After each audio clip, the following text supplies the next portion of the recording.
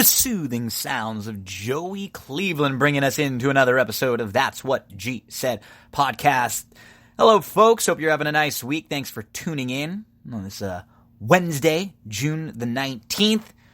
That's What G Said. Before you do anything, if you can, head on over to iTunes, YouTube, SoundCloud, iTunes in particular. You can subscribe there, and you can leave a nice little 5-star rating and review. That'd be awesome. They help us move up the charts, and they help to grow the show, get more people to hear this That's What G Said podcast.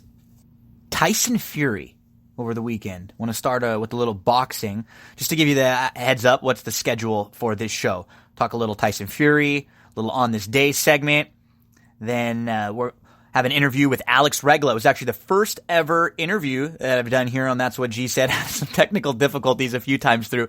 Just like anything, I practiced a couple. I wanted to make sure I practiced a few with all the equipment, just making sure everything was fine, recording it, and making sure it sounded good on the channels, edited everything. And then, of course, a couple times through, for whatever reason, wasn't working. But Alex was awesome. He stayed with me all the way through. I said, Alex, can I have you for like 20 minutes maybe for an interview? He ended up maybe about an hour and 20 minutes or so because we had to start and stop a couple different times, but I think we're good to go. And we got around about 45 minutes or so of talking real nice Lakers and basketball all over. And I'm a Lakers fan, right? So I'm going to always, probably lean towards like a positive view for the Lakers, but we definitely take the how does this go right? How does this go wrong for the Lakers with Anthony Davis, with everything coming up. So in no way just a Laker fan perspective. We're going to talk about, all the positives and all the negatives.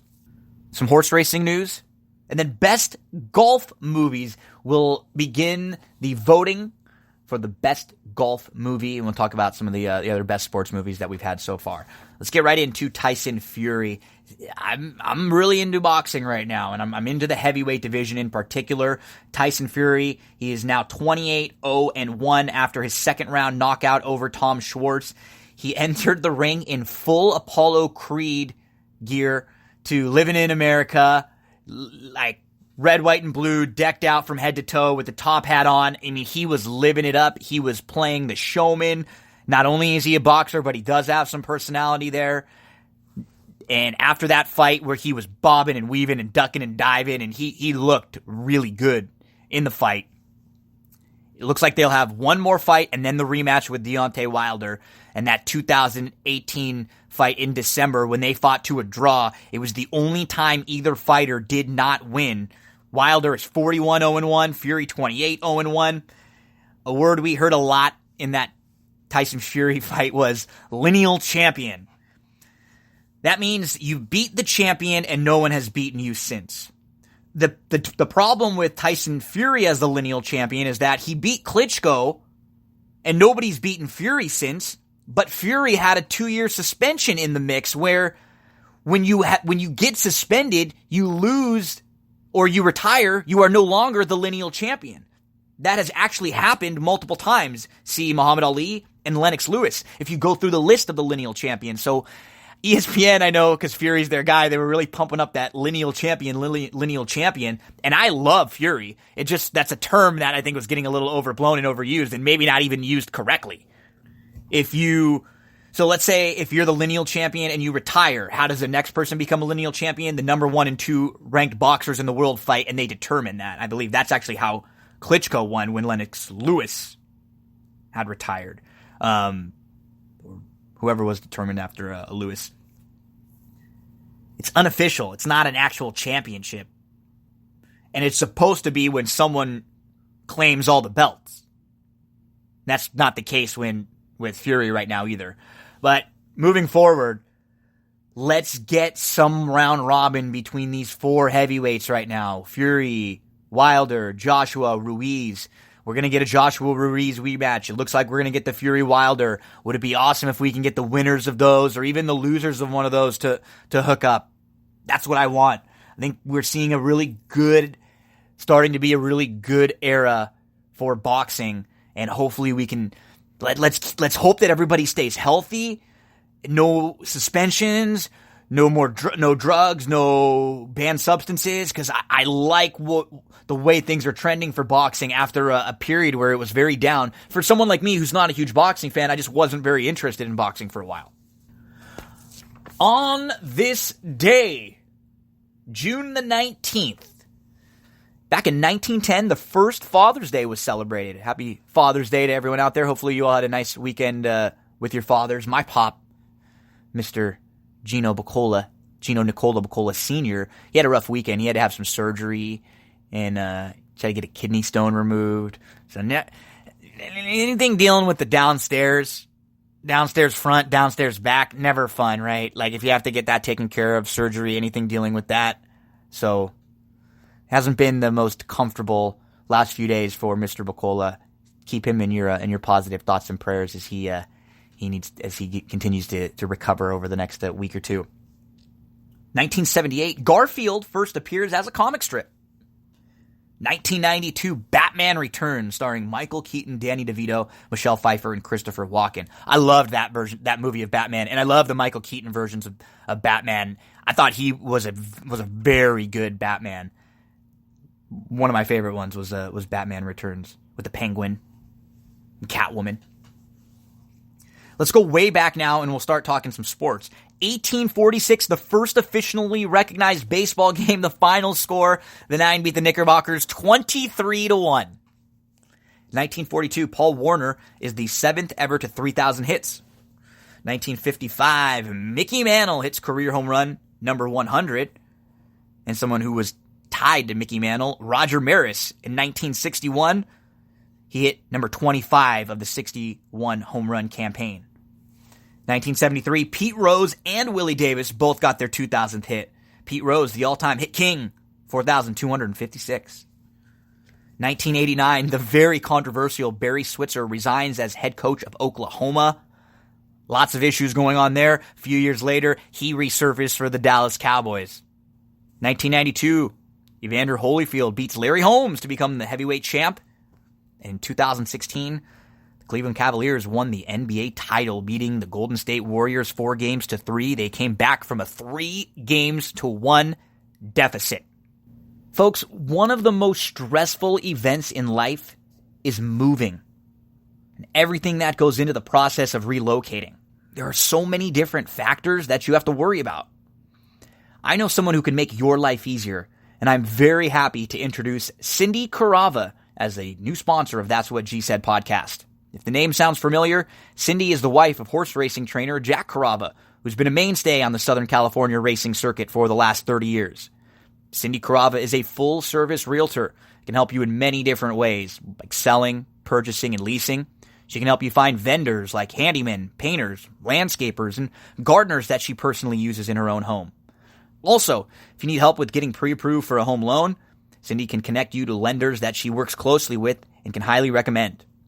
Covering all parts of the San Gabriel Valley, parts of North San Diego County, Del Mar, Solana Beach, and Rancho Santa Fe. If you're just curious to see how much your home is worth, she can even do a free market analysis of your home's value. You can find Cindy on Facebook, Instagram, YouTube, reviews about her on Yelp and Zillow, or the easiest way, cindycarava.com. You can find all of her information there. Carava. I've known her personally for almost a decade, and she is one of the most honest and genuine people I've ever met. Exactly the type of person you can trust with any of your real estate needs. Get to cindycarava.com right now. Okay, coming up next, it will be an interview with Alex Regla from Silver Screen and Roll, and we talk all about Lakers, Anthony Davis, everything going on right now in the NBA. Here with our first guest on the That's What G Said podcast. I know, folks, it's been a lot of Gino over the first month and a half or so, but there's too much going on not to bring in my good friend Alex Regla from Silver Screen and Roll and the B-Ball Index. Alex, in the last, 14, 15 months in Lakerland, things have changed quite a bit. We went from a group of young players, a lot of losing years and a lot of draft picks, to all of a sudden we have LeBron James and Anthony Davis. How did this all happen? I think I've learned not to get attached to like any player forever for like now on after this whole deal went down. Like, it's crazy. Like we mentioned, off air before, like we kind of grew attached to these young guys, and we kind of looked to these young guys as the next step of the Lakers franchise, and they were going to be the guys to lead us back to, the playoffs and maybe a championship down the road. But once you sign LeBron James, I guess, that just goes all out the window, and you have to work within a specific timeline. And this whole Anthony Davis trade expedites that, and it puts them directly on a timeline that is championship or bust, it sounds like. So a lot can change in a year. Like, we're no longer a young, maybe not as fast team as we have been, and maybe we're more of a half court, slow it down team. So it's crazy how much could change in a year with the Lakers. Well, let's start from the top. It feels like it was like a year ago, but the AD to the Lakers trade just happened over the weekend. Lonzo, Ingram, Josh Hart, the number 4 pick, 2 other first rounders, and pick swaps for the Pelicans, and the Lakers get AD. So, you're going to have to give up a lot to get someone the quality of Anthony Davis. I feel like this is kind of a win-win. I feel like both teams got what they needed out of this trade. Where do you stand kind of overall on it, Alex? Yeah, I think I generally agree that was a win-win. I think for the Lakers, as we mentioned, they get their second star. They get a star who's only 26 and a star they can build around once LeBron is gone and could help, compete with this season. And I think for New Orleans, they get the rebuild they wanted. They get a ton of good young assets. They get a lot of the Lakers' first-round picks in the next few years. And they get Zion, and I think that's a great young core they can build around going forward. And I think the Lakers had to get this deal done. I think if you believe the rumors that they're not going to be huge players in free agency in terms of where the max guys want to go play at, then I think this might have been their only shot at getting a star player next to LeBron. And he's one of the best ones you can get. I think that the pairing between LeBron and Anthony Davis is as perfect as you can get for a 1-2 punch. And as you mentioned, this is a win now for the Lakers move. I think with what they've set up, they have 2 of the top. I mean, I don't care how much you like or don't like Anthony Davis. You can say anywhere from like 3 to 10 as he is one of the top players in the league. And I think with both Anthony Davis and LeBron a little bit, it's a little out of sight, out of mind, Alex, because I feel like I see a lot of the people out there, they're like, well, Anthony Davis is injury prone and he's always banged up, and LeBron is over the hill. The thing I like to kind of mention is I always go back and look, because I do this every year when I'm playing fantasy basketball and I'm starting, and I'm always like, oh yeah, Anthony Davis, do I want to get him? He misses a lot of games. And then I go back and look at his game log. Over the last 5 seasons, okay, so I'm gonna throw last season out, because last season he was kind of picking if he wanted to sit out, then he was being told he wanted to sit out. I think it's just a put a line through the season, because it wasn't missing games based on injury. It was missing games based on his team doesn't know what to do with him. They don't want him to get hurt. If he does, he's not a trade asset. So he's played 67, 68, 61, and then 75 and 75 games back to back. I think that the Anthony Davis's injury-prone narrative is a little overblown, because when you just look at the game logs, he's playing that many games and he's averaging 36 minutes a game, scoring over 20, 10, 2 blocks, 1.3 steals. He's playing minutes and he's playing games. He really isn't an injury-prone player. No, you bring up a really good point. And I mean, if you just compare it to the guys the Lakers traded, like Lonzo and Ingram, they've missed a ton of games in their first 2 or 3 seasons. So to your point that AD maybe not be as injury prone as people kind of make him out to be, and he's also a big. So for a big to stay that healthy and who does so much, like you mentioned, you can see like an avenue that he stays healthy by taking less offensive load. With the Lakers now that he's playing next to LeBron, he might not have to do as much and carry as much of the load with the Lakers, that he could develop still and age gracefully. And I think that that narrative is a bit, overblown and overstated, because you look at big guys in the modern NBA and you kind of do get scared that they might get hurt. But, Anthony Davis is not like a typical big man. He's like a freak athlete. He could dribble, he can shoot, he could, block shots from anywhere. So I think he's only 26. I still think that's something that needs to be stated a lot, because I think people see this as a guy who's old or something like that, and he's not. He's still in the prime of his career. And you're going to have him post LeBron as well. So I think this is a trade that is for the now and potentially for the future. The Lakers, they gave up guys that could be very big stars, and Ingram, we're talking about a couple number 2 picks, Brandon Ingram, who he averaged 18.3 points a game last year, over 5 rebounds and 3 assists, and he shot just under 50% from the field and 33% from 3. And what we saw, which I think as a fan, we it's a little bittersweet, but we like to see it last year, was right before all of these guys got hurt, they were playing like the best basketball they ever had. Brandon Ingram, he goes on a streak where his last 8 games, he's scoring 25 points a game and just under 7 rebounds and over 2 assists, and he's shooting 50% from the 3-point line and 56% from the field. And he improved his free throw shooting too. Lonzo, his final 13 games of the season, he was shooting 37% from 3, scoring 12, 7 assists, and just under 6 rebounds and a steal and a half. Like, those are the kind of numbers that we wanted from Lonzo. We never thought he was going to be a 25 points a game guy, but some steals, assists, some boards, just shooting, like, if you can shoot 34, 35% from 3 even. And so it'll be a little, I know I said bittersweet, kind of mixed emotions a few times, because I think that's what it feels like when you see some of these guys who, I went and watched some of them play at Summer League in Vegas. I drove out there because I was excited to see even, with D'Angelo's year and all these guys all the way through. And so when they leave, I'm never upset to look in the box score and to see one of them having a great night. And I hope they stay healthy, and I hope it'll be a fun rivalry for years to come in the Western Conference with some of these former Lakers. Yeah, I went to Summer League as well, and it was fun to kind of go look at these guys because they're so young and so raw, and kind of envision them, growing into the players that will help kind of carry the Lakers into that next step of their franchise. And to kind of see them all just, disappear, it is kind of sad and it's bittersweet.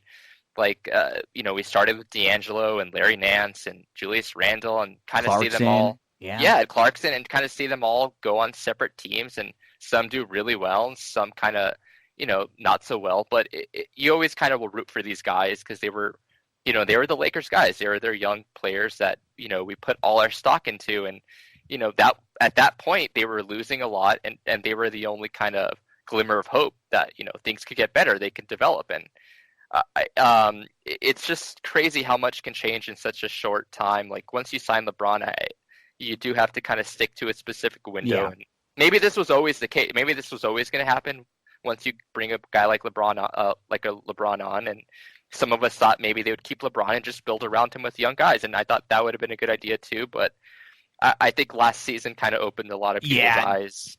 And it just shows that these guys, as good as they are and as much potential they have, we don't know how they perform in a playoff setting, and the margin of error was just so small. Exactly. Last year we saw, like, soon as one thing goes wrong, everything went wrong. And it did. Like, it seemed like we mentioned, like, every player got injured, and it just, the timing was bad. And when they would start playing well, they would get injured. And Ingram, he was having maybe the best stretch of his career, and then this whole blood clot thing happened. And even JaVale, even a guy like JaVale was playing really well to start the year. People laughed about some of the veteran signings with the JaVale and Rondo, who was not good last year, and Lance, who was not very good.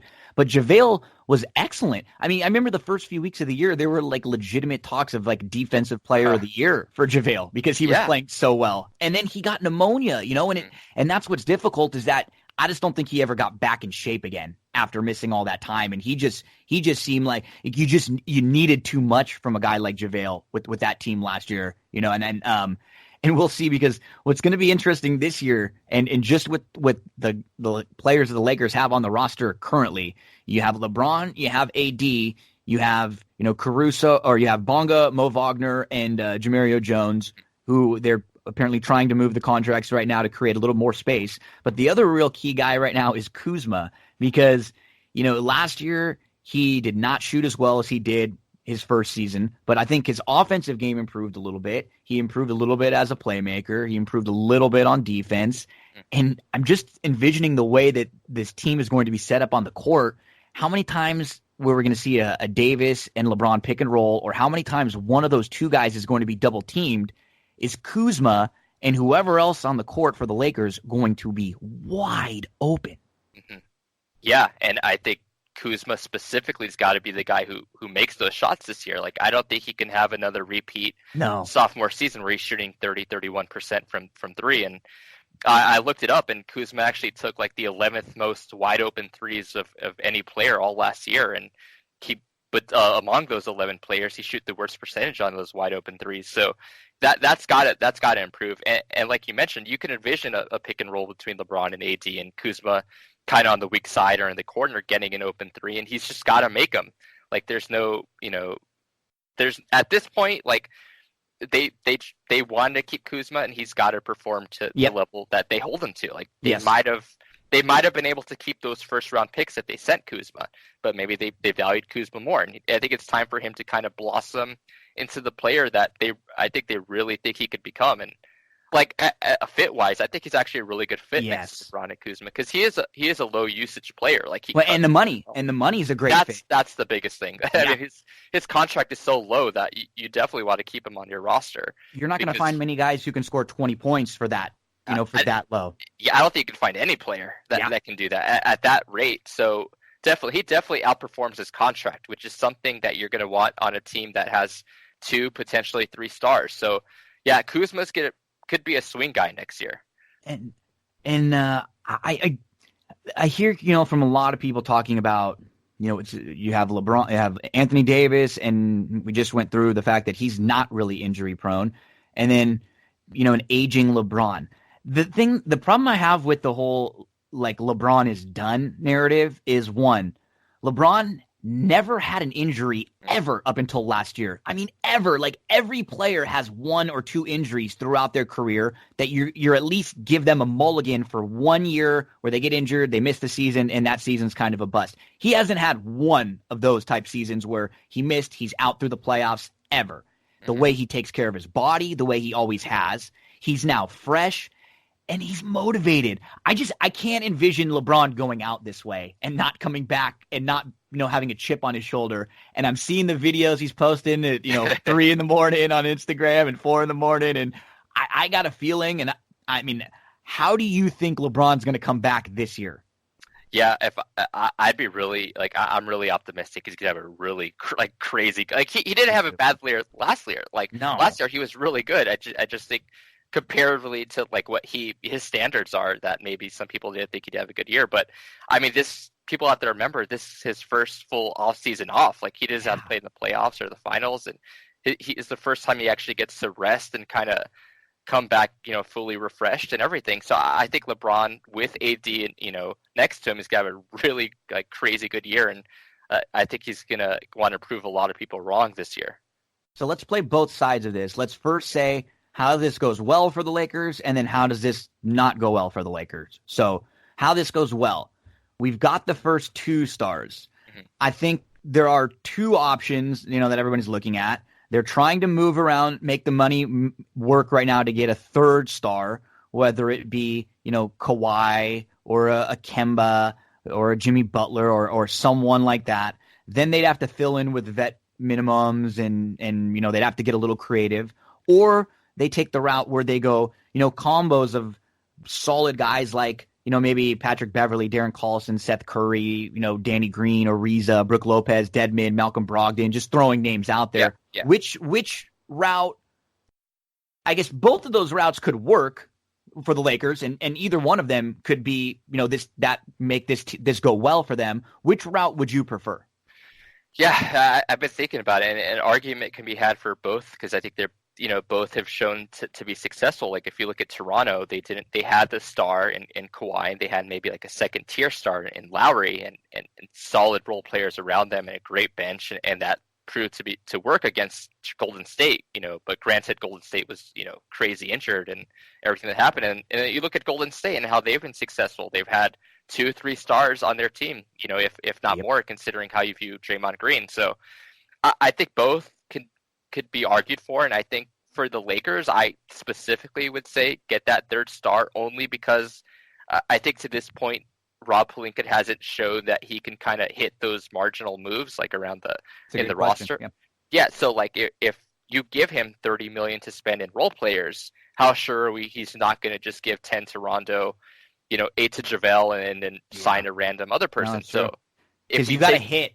You've got to hit most on of those too, and I'd rather try to hit on the one. If Exactly. they're coming, if Kemba's coming, or if Kyrie's coming, or whoever they say, Kyrie obviously sounds like he's going to Brooklyn. Whoever it is that says they're coming, that's already a star, as you mentioned.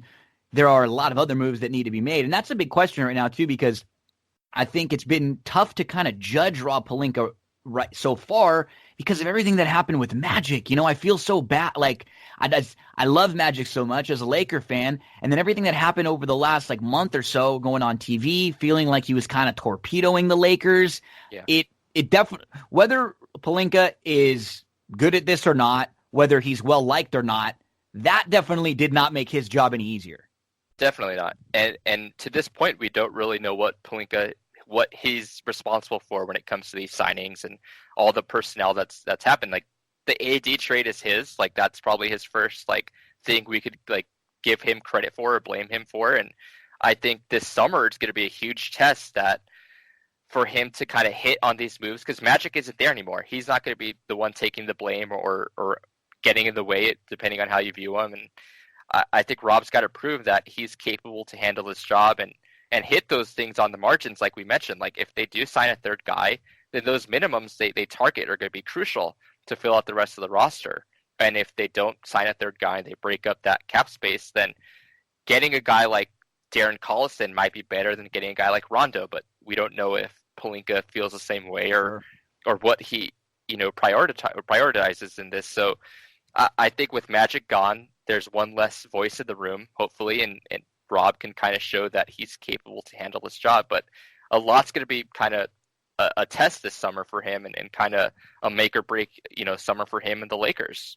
And I think I wonder how much of the maybe adding another piece and going all in on the AD trade was with Rob Pelinka, the front office, and the Lakers watching the playoffs and the way things kind of unfolded towards the end. Not only with the injuries, seeing Durant go down, seeing Clay go down, realizing that the Warriors are not going to be the same Warriors team next year. Who knows what they're going to be? You look around the league, whether or not the rumors are true, there's all these talk about Houston blowing it up. Chris Paul not being happy there. And even if they aren't, their team is not built very well going forward with Chris Paul making over $40 million. Yeah. They're not set up very well. And then you look around the rest of the West.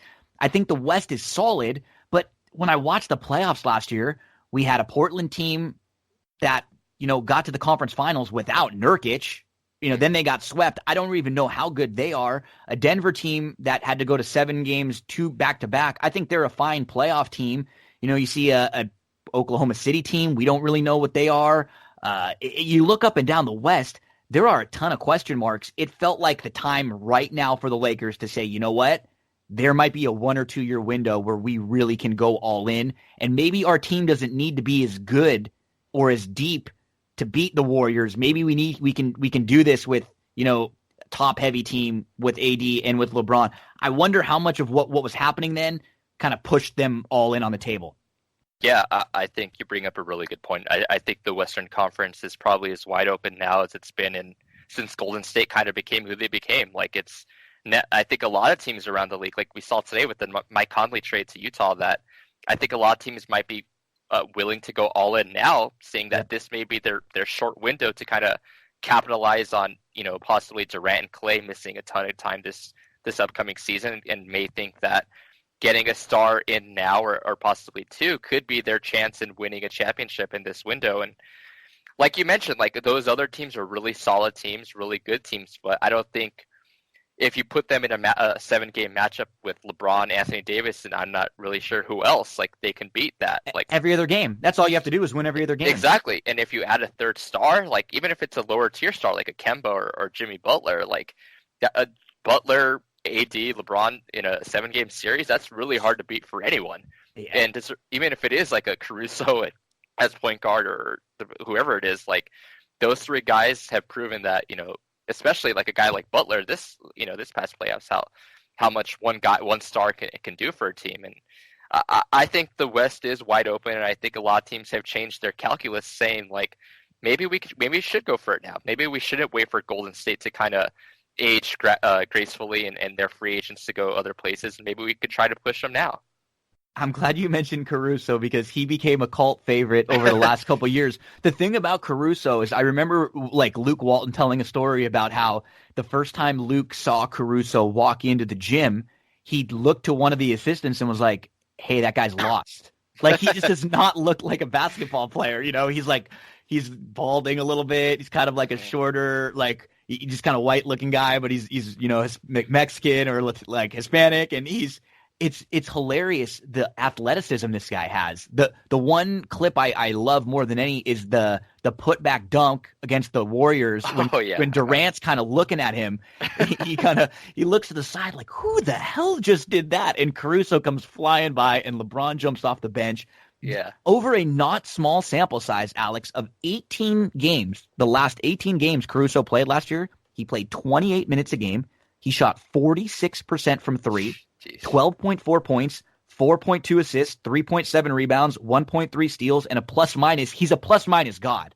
He had a plus minus of a plus 2.6. So he's the type of guy who, for very cheap, would be an excellent backup. And I think LeBron and some of the Laker guys, there's not many Laker guys, but I think LeBron likes him a little bit. Yeah, no. He definitely does. Like, we saw on the court, those two guys, like, instantly clicked. Like, their chemistry on the floor was obvious right away. And I think Caruso was really good, like, towards the end there, like you mentioned. Like, that Clipper game where he kind of just took over in the fourth quarter was probably one of the highlights of the season for me. Like, he legitimately is a very good backup point guard, if not starting point guard on some teams. And especially if that 3-point percentage is real, like if he even lowers like a 38% guy, like over like a bigger sample, like that's a great value at that contract for Caruso. He plays defense, His defense, he tries. Like, that's all you can ask for. Like, guys like Rondo, I mean, they don't try as harder anymore because they already been paid. They're a little older. Whereas a guy like Caruso, definitely, he's fighting for his NBA life out there. And for a team that is going to have stars, you're going to need those guys willing to do the dirty work. And Caruso has shown that he's more than able to dive on the floor for a ball, and that he wants to be out there and he'll grab every rebound. He's a great rebounder, also a great passer. And he kind of gives you what you're missing with Lonzo now gone. Like, he kind of fills those same kind of checks those boxes. That fantastic passer, fantastic guy to throw, the hit ahead passes, rebounder, defender. And if he hits his threes, like, that's just gravy for this team. So I definitely think he's a guy I hope they keep on the roster, even if they side a third max guy. And I hope they can find a way to keep him around to play some valuable, like, bench minutes. And just a shout to the a lot of the front office from the Lakers, and rightfully so, has gotten crap over the last few years. But one thing they've done pretty well is they've drafted with their lower picks very well. And even if you don't like, Brandon and Lonzo and them, they didn't really miss with any of the top picks. And they've done a good job with their G League. They've done a really good job with their G League. A lot of the G League players that go down and they come back up, they seem like they are ready to go. They seem like they've been developed a little bit down in the G League. And it seems like that group has been pretty good, even when the rest of the, the front office for the main organization hasn't been. No, their scouting department has, been, the best part of this franchise for maybe the last 5 or 6 years. Like you mentioned, they've hit on almost every second round pick they've got. Like, you look at a guy like Zubats, who was a starter for the Clippers in the playoffs against the Warriors that took him to 7 games. A guy like Thomas Bryant, who had a great year with the Wizards. Clarkson, a guy like Jordan Clarkson. Hart and Nance were like 37 and 30 to 27. Even Svi last year, who was 47. He's going to be an NBA rotation player. He's going to be a shooter. Yeah, And you like the guy, like the G League guys, like a guy like Travis Ware, he proved like a couple years ago he could play, and Jamario Jones this year, he came up and was fantastic. And Jonathan Williams at the beginning of the year. Jonathan Williams, he was like the savior for a few games. He won a couple games for them. He really did. He won early. He won a couple games for the Lakers when they didn't like have a lot from the. I think before they got Tyson Chandler, when they were like looking to get another big, and they didn't quite have one yet. So they've done a very good job, and we're talking positive, but this. Like anything, this could go wrong. And the way I think this does go wrong is, you mentioned a big key, bad spending on veterans. Whether they're going to get a third star or whether they're going to have to get maybe 3 or 4 solid rotation pieces instead of that max, they're going to have to spend wisely. And the name you've mentioned a few times that I do not want to hear is Rondo. I thought Rondo has had a great career. I was actually pretty happy and excited when Rondo came in last year as a backup point guard, thinking, oh, this would be great. Help Lonzo, kind of teach Lonzo a little bit. And he was saying all the right things. And even through the year, Rondo didn't seem like he was a bad teammate. He seemed like he was saying all the right things because he was getting rewarded with a ton of playing time that he shouldn't really have been getting. I don't see why he would have been unhappy with that situation. So bad spending on vets. I guess if, LeBron or AD have a bad injury, or, maybe LeBron's just never quite the same and he is, all those minutes have added up. Or I guess if, Lonzo, Ingram, and Hart, they turn out to be really good and New Orleans wins the title before the Lakers.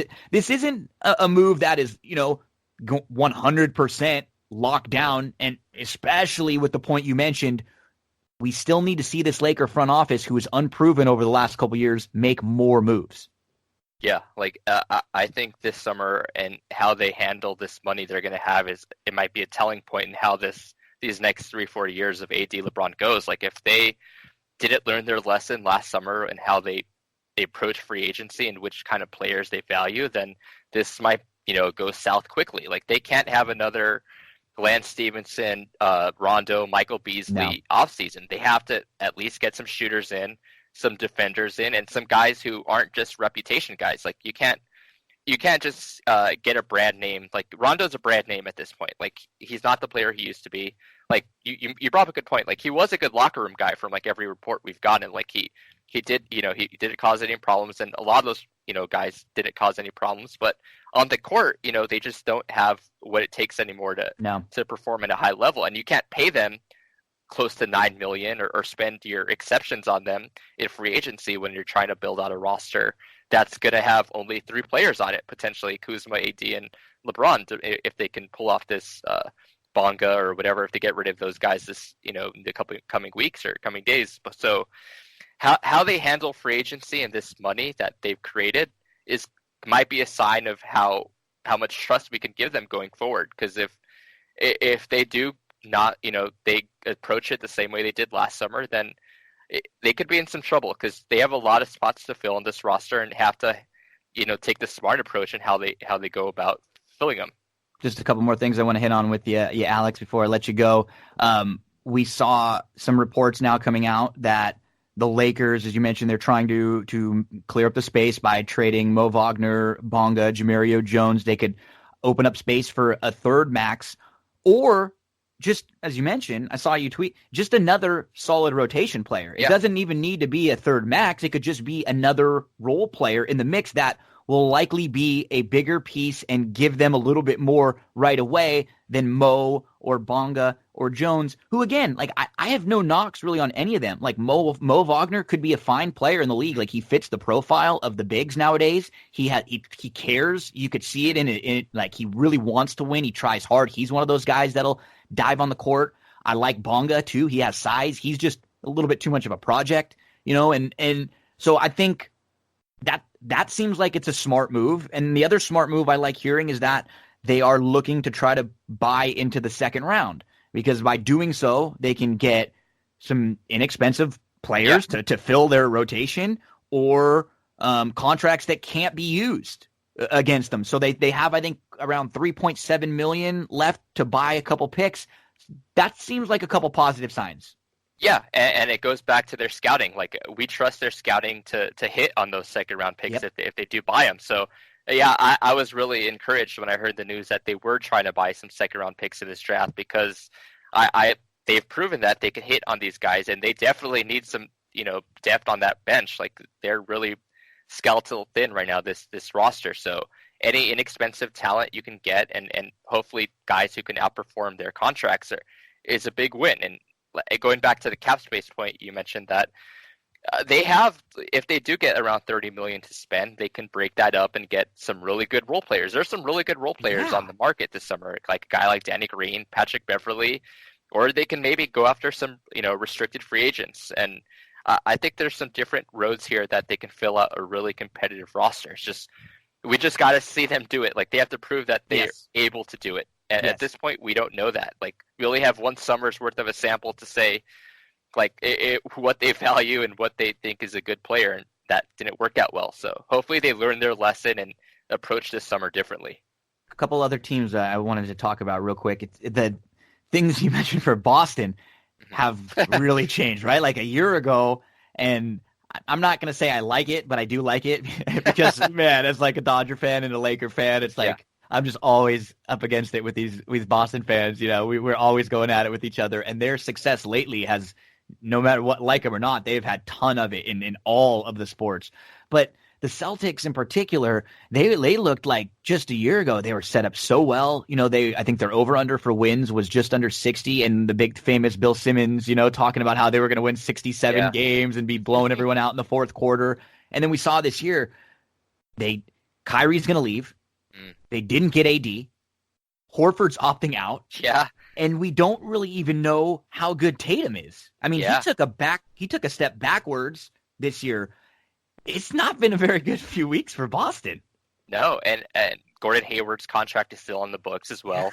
Yeah. I think Boston may be a good team to look at to show that maybe gathering all these assets and young players and holding on to them may not be the best decision sometimes. Like how many times they've had a chance to trade those draft picks, like for a Jimmy Butler, for a Kawhi, for an AD, and they chose not to. And now because of a Jaylen Brown or a Tatum or a pick that they didn't want to get rid of. Exactly. And now their two best players in Horford and Kyrie are leaving.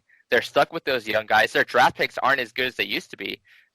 Now they're in the teens when they thought they might be in the lottery. So and AD's off the market, so I don't know who they can trade for. I think they might be stuck with the young core, which is a good young core. Like, don't get me wrong, Tatum, Brown, and even Smart. Yeah, Marcus Smart. Those guys are valuable players, and they do have cap room now to try to go after a maybe max D'Angelo. Sure. I heard. Imagine. D'Angelo. That would be Boston funny, right? That would be funny. Just the Laker takes from the old Laker fans. They would. That would be a lot of fun back and forth. And then, I'm hoping that happens now. Me too, right? That would just be great. Now the Nets are an interesting team. Where D'Angelo played very well for them next year. It doesn't look like he's going to be coming back there because I think they think they're getting Kyrie. Kyrie now just changed agencies. He's now represented by Rock Nation, which makes people think that he's going to go to the Nets with the Jay-Z ties there. So the Nets are interesting. Do they maybe get Kyrie and maybe take it? Like the big question with Kyrie was always he was sort of tied to Durant. A lot of people felt like it was going to be Kyrie Durant with the Knicks, and now it's maybe the Nets. What do you think between those two and kind of now with the whole Kevin Durant injury?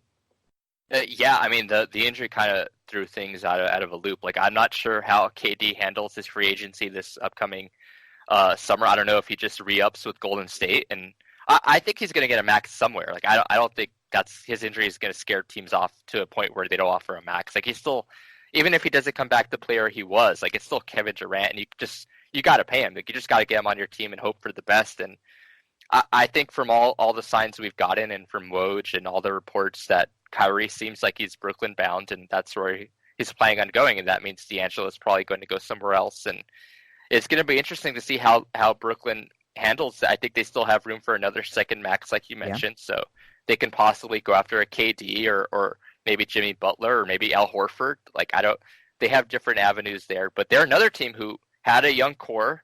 D'Angelo, they just let Hollis Jefferson go, and they still have Karis LeVert, but they're another team that it seems like they're content with, breaking up the young core if it means getting stars in. And it seems like multiple teams are going that direction now. It's not as much rebuilding as we've seen in past, and some teams see a window here with Golden State kind of hurt that this might be their time to make some noise, and Brooklyn seems ready to make a big splash this summer. Yeah, and so many things are in flux, not only with Golden State being hurt, with a guy like the NBA champion who just won the Finals MVP, Yeah. and he might leave. Yeah. Like we don't really know what. I think it's safe to say this year, right now, he is probably he was the best basketball player in the league and in the world last year. I think Kawhi, a two-way player, when he was in the playoffs, what he did with that run was incredible. Now, if I'm Kawhi, what do? I mean, how do you leave a team that has just won? And maybe I'm wondering, is Kawhi for me is the hardest of all of them to predict because we just don't know what he's thinking. He doesn't even let us know like anything that's going on in his head. I heard, some rumblings now of maybe even just like a 1-year deal with Toronto where he signs like a $33 million with a 36 player option and just kind of runs it back and sees, okay, maybe we can do it again because we're set up well. Yeah, like you said, Kawhi is definitely the hardest player to read in the NBA. I have no idea what he's going to do. Like, there's still noise about the Clippers, and the Clippers may be the team his preferred destination if he leaves Toronto. So there's that noise out there. And but like you mentioned, like I see it, it's going to be hard to leave a team that you just won a championship with, and for Toronto, like looking at that parade, how much they love him there, and all that huge crowd that was there for him. Kawhi and Dine. Yeah. But you know what's funny? Like, I think Kawhi's the one player probably not he's the one guy who's probably not gonna let that get to him.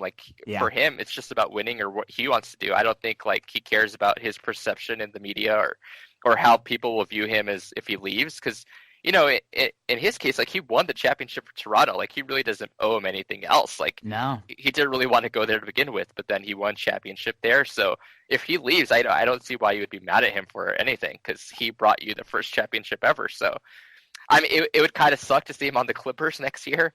But I have no idea what he's going to do. The Lakers definitely are going to be interested in if they can clear this max space. I hope they could get a meeting with him because AD, LeBron, Kawhi would be insane. I think you mentioned this when we were talking off air a little bit, but the situation is it's not similar, but it reminds me a little bit of the AD in that when Kawhi was out for the whole year, we forgot how good he was. Yeah.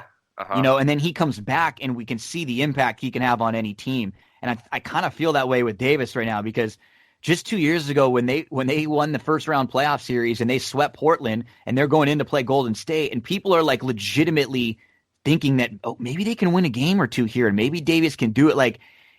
So I get a little weird feeling there with them. I'm hoping that Davis will kind of come to this year with the way that Kawhi did, almost trying to prove a point.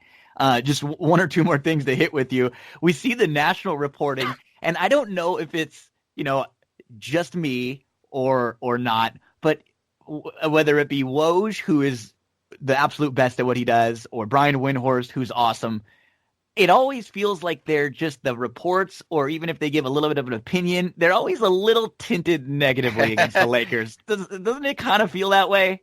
I mean, we may be biased as Laker fans, but there's definitely a tint. I think there's no hiding that or disguising it.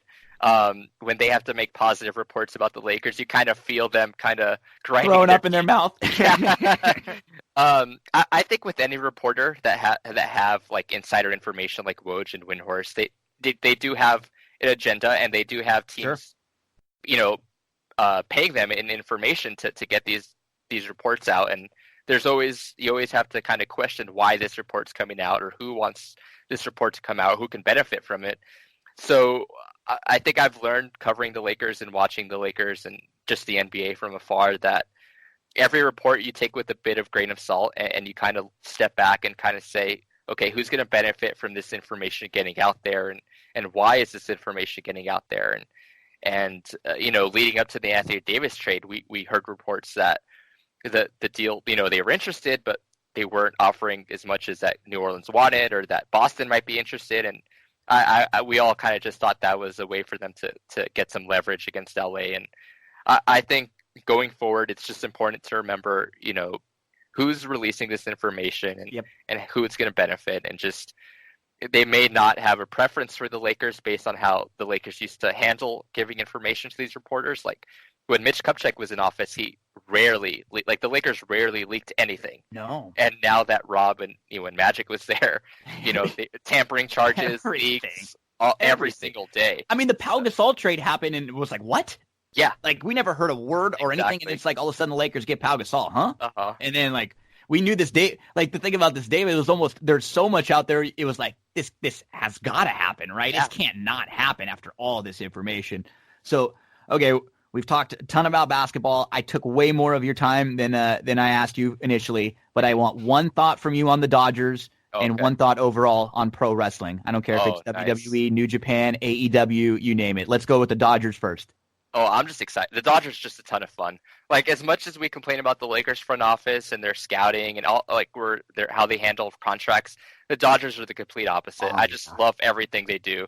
Their how their front office operates. Their minor league system is ridiculous. Their analytics department's fantastic. Like every geek thing about like we want about our Lakers, like the Dodgers do. Yep. And it's just so fun to see, Cody Bellinger doing what he's doing right now. It's just insane.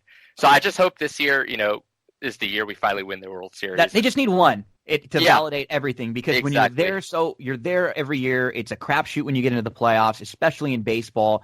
You just need to win one, and then everyone will breathe a sigh of relief. And I feel like if they win one, they'll win 3 or 4. You know what I mean? It'll be like get the monkey off your back, and then they're set up so well. This is going to be fun.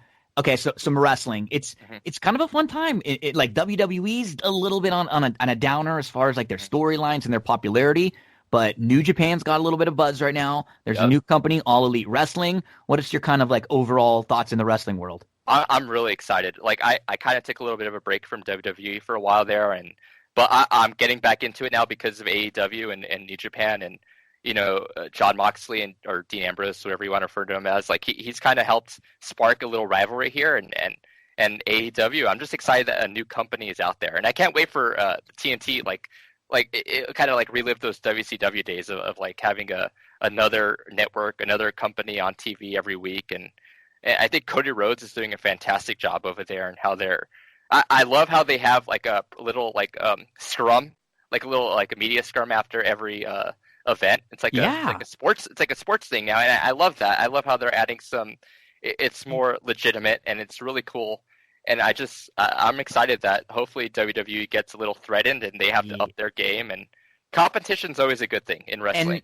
And the key is what they're doing is they're not trying to just do what WWE does. Exactly. Yeah. And with a lesser version.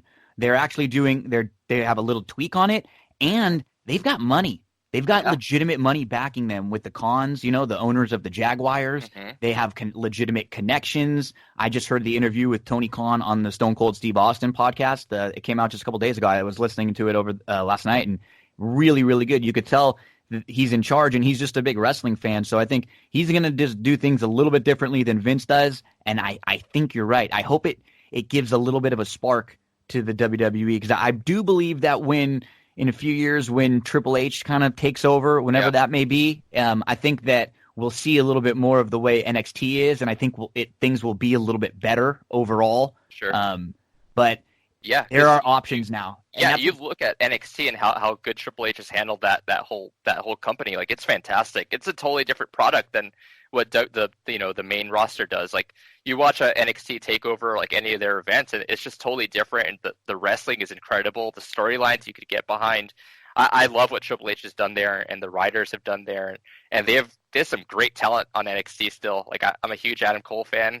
Like I love like a lot of those guys on NXT. So yeah, like hopefully when that new era, takes over with WWE, when Vince eventually, Vince is never going to step down. Right. Though. Like he's just gonna pass. It's just going to be, he's going to pass away one day. And God bless him. He's been amazing forever. Exactly, yeah, but he's never going to stop. Yeah. No. He I think he's still stuck in his ways. And I think in a lot of ways, that's how the Lakers are. They're stuck in their ways as well. My Trojans are this way too, man. Yeah. It's frustrating because I think about it a lot and it's because I'm a fan of the Lakers. I'm a fan of the Trojans. I'm a fan of wrestling. I'm a fan of horse racing, and I see so many similarities in all of those things that I cover and that I love. And I'm like, just like you said, man, I wish these these organizations could be like the Dodgers. I wish they could just be more like the Dodgers. And at least we have one very, very well run organization. And you know what, Alex? It might be too quickly. Like if one or two of these, moves go through, we get a couple of these nice, either a max player or a couple of solid, I'll take like you said, a Carlson, or give me Beverly, Seth Curry, a Reddick combination, a Brogdon, combinations of any of them. Ariza could be very cheap and help us off the bench, or, fill in a role there. It'll be fun over tomorrow's the draft. And then it's crazy, right? I forget tomorrow's the draft still. Yeah.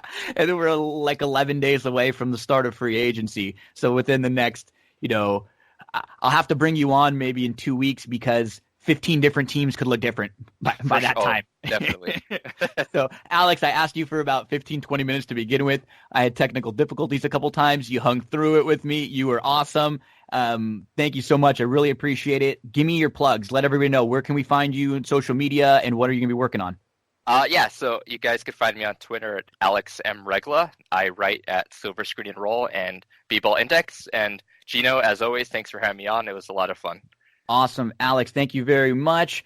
Folks, we'll take a quick break, and we'll be right back with a lot more on That's What G Said. A big thank you there to Alex. Make sure to follow Alex on Twitter at Alex M. Regla, Regla. Or you can see his work at Lakers SBN or at the _B-ball _index. If you don't follow the B-ball index, it's awesome. What it does is it gives grades. It takes all the players and it kind of grades them on a scale, and it gives them grades based on that scale, and it breaks it down into each of the individual categories. So it'll say, one-on-one, perimeter shooting, playmaking, overall offense, and then it'll go to defense, interior defense, perimeter defense, one-on-one defense. So it really gives you an idea of how every player breaks down in all the specific categories, and it'll show you from year to year how they improve. You can break them down into sample size. Alex is a great follow. I've been very lucky to talk back and forth with Alex over the last couple of years. Always enjoy talking basketball in particular, but as you heard, he has good thoughts on the Dodgers and also some wrestling too. So a big thank you to Alex Regla for the first ever interview here on That's What G Said. Many more to come, folks. We'll be interviewing people from all walks of life, all from sports, entertainment, you name it. We will have all different guests on, full long interviews, interviews like with Alex where we just cover whatever's relevant. We'll have some story time. It'll be a lot of fun. Now we'll have opportunities for a lot more content now with the ability to bring people in for some interviews. I'm not sure if you played in the Stable Duel Belmont contest just a couple weekends back, but if you missed out and you saw, Stable Duel, what is Stable Duel? There's another contest coming up. June the 28th is when it starts, and it is the $10,000 Summer Series. And guess what? It is free to enter. So go right now before you do anything else, get to StableDuel.com/Summer Series. And you can find out all of the information there. Stable Duel is turning up the heat. $10,000 Stable Duel Summer Series. The first game kicks off Friday, June the 28th. Compete in as many contests as you can between then and the Travers on August the 24th. And you build up points, you climb the leaderboards, and you get your piece of the $10,000 prize pool. It is free to enter. First prize, $3,500. Second prize is $1,000. Third prize is $750. Fourth prize is $500. There are payouts all the way down to the top 50. The 40 through 50 spots get $25. Remember, this is free, and you'll be playing all throughout June 28th through August the 24th. All you have to do, go to StableDuel.com/Summer Series and do it from your iOS device. Visit the link, create an account, name your stable. If you have any questions at all, ask me personally. Shoot me a message, an email, a tweet, a Facebook message. I can help you out. I played all the way through in the first game. It was fun. They paid out the top 20. I finished 21st, of course, so I didn't get any of the cheese, but I'm really looking forward to this. This is going to be a lot of fun. When you handicap the races, You are involved all throughout the day. Ask any of the people who got involved at Stable Duel. It was an absolute blast. So right now, StableDuel.com/Summer Series, and make sure to download from your iOS device, from your iPad, or from your iPhone. Let's get into some horse racing news. Saw some big winners over the weekend. Mucho Gusto. For me, when I just get most of my horse racing news, I get it from DRF. A lot of this stuff is from Daily Racing Form articles or following different DRF experts and reporters and analysts on Twitter. And I think that's probably the best place to get most of your general information. For me, it's DRF, and it's just generally in Twitter from following some of the connections and seeing, stuff in the mornings. Okay, we worked well in the morning. Now we're going to point to this race. Love the way Mucho Gusto looked. Sat off the pace a little bit. He won the Grade 3 affirmed. He beat his stablemate Roadster. And he looks like he's headed to the Haskell on July the 20th. Mucho Gusto. On to bigger and better for Baffert. At Santa Anita, there is a new panel of vets and stewards who have been formed to inspect horses at Santa Anita and deem them ready to run. Over the weekend, 7 horses were scratched over the Friday and Saturday programs, and then 2 were not able to enter on Sunday. What this panel does, they review the medical and the training race records in order to decide whether or not a horse should be able to run. All 5 must agree, or the horse does not race. I like the group. I like the panel. I like the ideas. The only thing that's weird about that is everything is like, we're all people. We're not machines. So if one of the people on the panel has an agenda, we trust all these people, obviously, and in particular, the people that they've mentioned now. I think they're all great. But I like the idea. I like what they're doing. I'm just a little worried a bit. Hopefully the execution goes through, because it's a good idea. We want to make sure that all the horses that are running are ready to run. I'm just concerned sometimes when it has to deal with, who is tied to who on the panel might have a, this person relationship with them, and so on and so forth. Maximum Security, the horse who crossed the wire first in the Kentucky Derby and was disqualified, he actually, for the first time this weekend, did not cross the wire first in his race. He lost in the Pegasus. He did stumble pretty badly at the start. He recovered. He got to the lead. He had a half-length lead at the top of the lane, or he had a half-length lead early instead of a length. So maybe the stumble might have been what did him in, right? You feel like he's so classy with what we saw him do in Florida, and then what we saw him do even in the Kentucky, even with the DQ, he ran so well in the Kentucky Derby. You figured he would win this race easily. He had the lead early in the stretch, but he was put away by King for a Day. Lots of question marks going into the race, even up into the day of the race when the day of the entries being drawn on Wednesday and Thursday. Wasn't sure if he was going to run. They had to take blood work on him. Trainer said everything came back clean. It wasn't like he ran poorly, right? He stumbled. That didn't help. He lost to an up-and-coming horse named King for a Day, who's won 3 of his last 4, and that horse is 2 for 2 on the year. It's not like he's some slouch. It wasn't a claiming race. And we want the connections to be transparent and let us know what's happening with the horse. And if he says he didn't like the way he was acting, but he took all the blood work and then things were fine, we can't really knock him or the connections. They're not going to run the horse if they don't think he's ready or they don't think he's right. So I do like the fact that they said, they didn't think he was quite himself, but the blood work, everything came back fine. We ran him. And, I think more that King for a Day is not a bad horse. I really do. They're going to send him to Saratoga in the next few days with, horses with races like the Haskell, the Curlin, or the Jim Dandy as possibilities for King for a Day. Rafael Bejarano got win number 4,000. Big congrats to Bejarano. There was a while where, how you always have those jockeys that, for some reason, whether it's the best jockey in the world or a very low percentage rider, that whenever you bet them, it seems like they run second, and then whenever you don't bet them, it seems like they win. It was like that with me for Bejarano for a while, a very long while. We had a very give love and hate relationship, and when I say we, I mean he didn't know anything about this. It was just me. It was just me. But he has been just a mainstay in Southern California now for a while, and in Kentucky before that. And he's really been all over the place, man. You start to go back and look through all the tracks that he has been at and he's ridden successfully at. 30 riding titles in Southern California. You go all the way back to the very beginning. You see him at Turfway, River Downs, Hoosier, Mountaineer, Remington, Colonial, Aqueduct, Gulfstream, Calder, Keeneland, traveling all over for stakes races, a 5 times Breeders' Cup winner, Rafael Bejarano, member of the 4,000 Win Club. Country House, the horse who crossed the wire first who crossed the wire second but was put up to first in the Kentucky Derby, is done for the year. Trainer Bill Mott did not like how he had trained and acted at Churchill, and then after being sent to Saratoga, he will be turned out for 60 days. He just did not seem to enjoy his training. Unfortunate that Country House is done for the year, but they have said he will come back as a 4-year-old.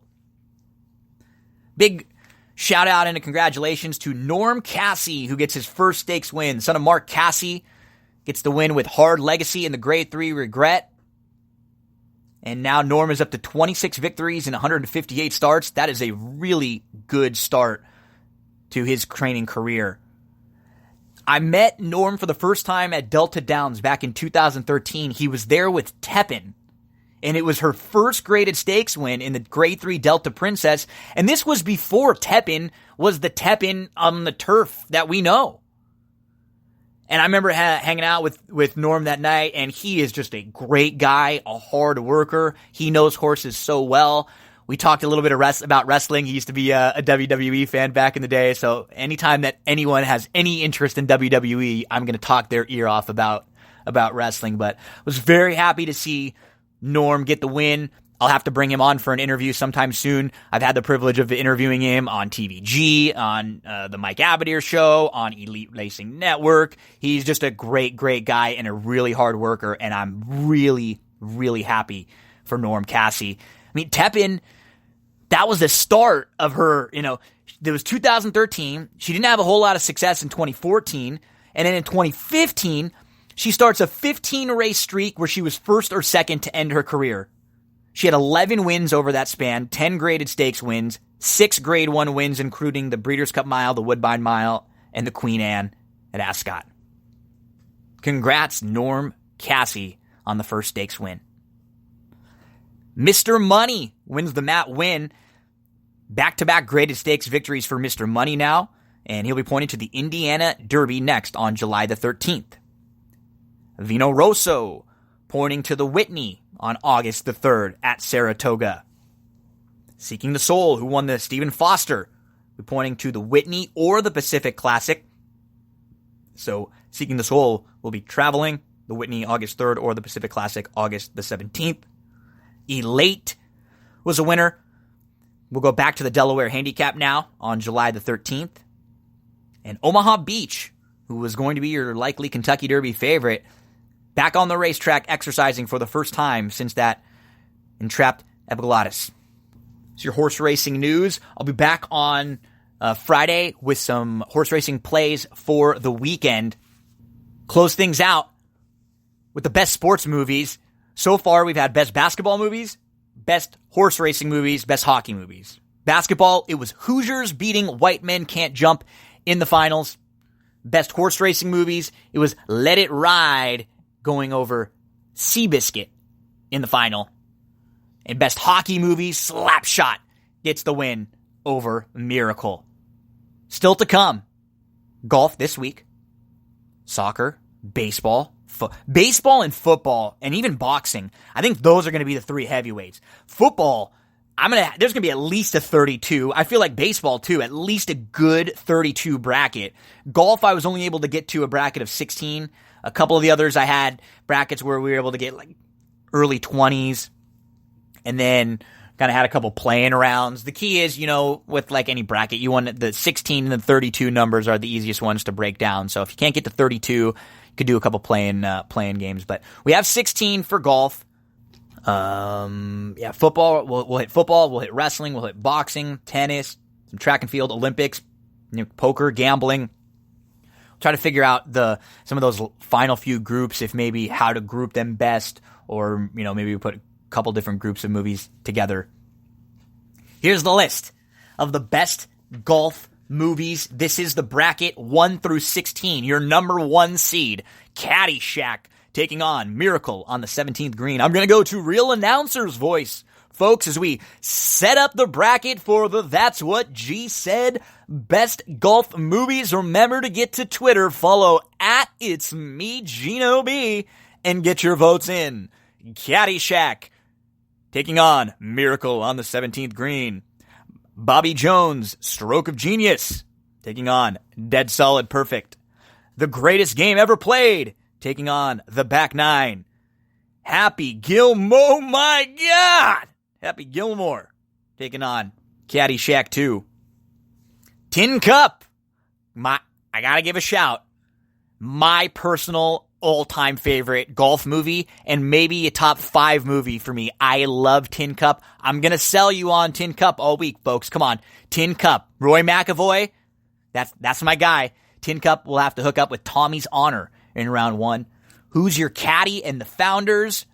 The Caddy versus Follow the Sun, and A Gentleman's Game versus The Legend of Bagger Vance. That is the bracket. The field of 16 is set. The voting will begin.